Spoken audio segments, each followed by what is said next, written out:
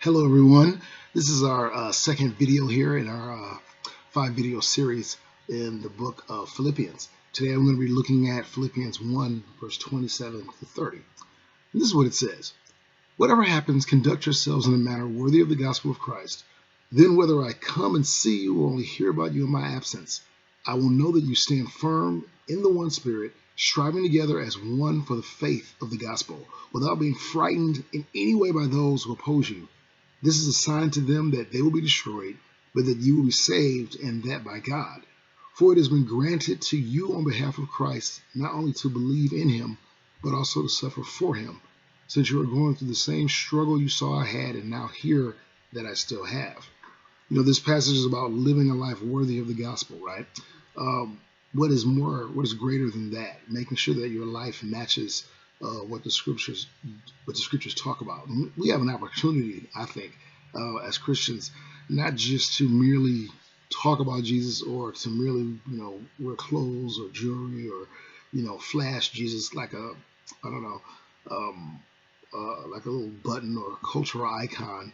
But we have an opportunity to live a life that actually reflects Jesus, that actually glorifies Jesus, that actually imitates Jesus.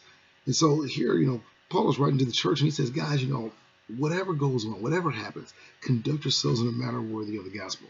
Now, why do I think that's important?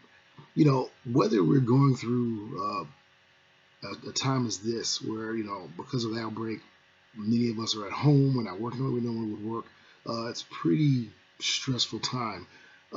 Or whether it's a bad day at work, whether it's an issue that you're having when you're with a family member, whether it's a financial difficulty you're struggling with or dealing with. There's lots of different things, almost an endless list of situations that we can be going through, whether good or bad. He says, whatever happens, conduct yourselves in a manner worthy of the gospel. I can't allow myself to say, hey, I'm on break, and so things are going great right now, and I can just kind of throw off Jesus. Nor can I allow myself, when I'm going through a difficult time, maybe someone that I've really cared about has passed away, to say, well, I'm really, really sad right now, so I can kind of throw away Jesus. He says, no, listen. Christianity is best lived as we respond to life through living faith. And he says, so whatever happens, conduct yourself in a manner worthy of the gospel. There's so many opportunities out here to be able to let Jesus shine. Some people notice Jesus in our lives when we're going through good things. They say, wow, look at your marriage, or look at your finances, or look at your kids. They see the good that's in our lives, and they think, man, I want some of that. And we're able to tell them, well, this is because of Jesus. This is because I live my life to follow Jesus.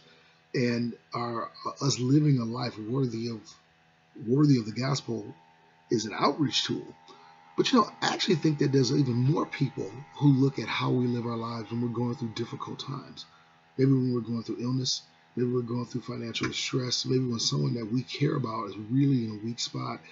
They look and see, well, how do we respond? Do we get upset? Do we get angry and curse? Do we go and drink? Do we handle the bad times, the negative times, the way that they see the rest of the world doing? Because then that shatters our witness, right? If people look at that and say, oh, you're no different than we are.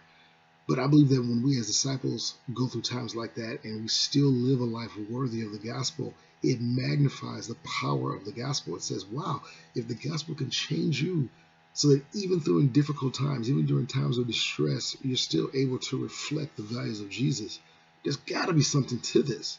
There's got to be something more powerful that maybe I just don't know about. And so it also becomes an evangelistic tool that no matter what happens, I should conduct myself in a manner worthy of the gospel. It goes on to say, then whether I come and see you or hear about you, I will know that you are standing firm in the faith as one and striving for the faith as one. I think this is really cool. I think it's one thing that's so encouraging to me is when I have brothers and sisters, just relationships, friends that maybe are in my church here or that are in different churches that I know throughout the world.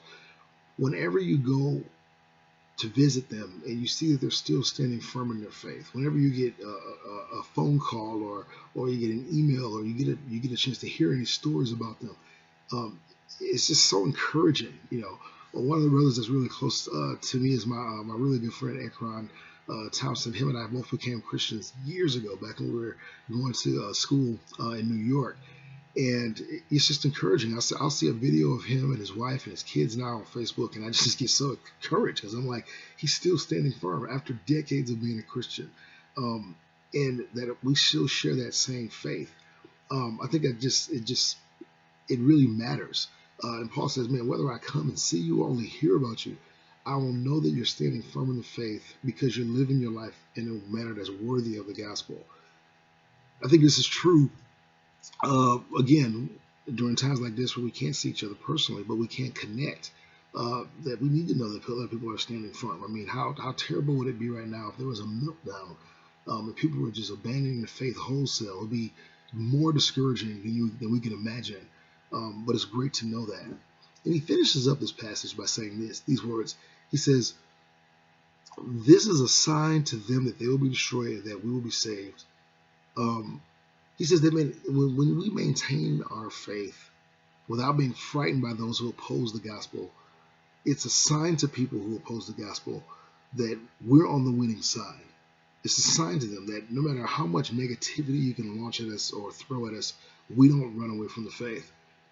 He says it's been granted on us not just live our lives for Christ, but to even suffer for him, because we're all undergoing the same sufferings. And again, I think it gives us a sense of solidarity and unity to know that, living the life of a Christian is not easy. However, when we stand firm, not only do we bring glory to God, but we bring encouragement to one another because we truly are one team. So that's all I have here for today.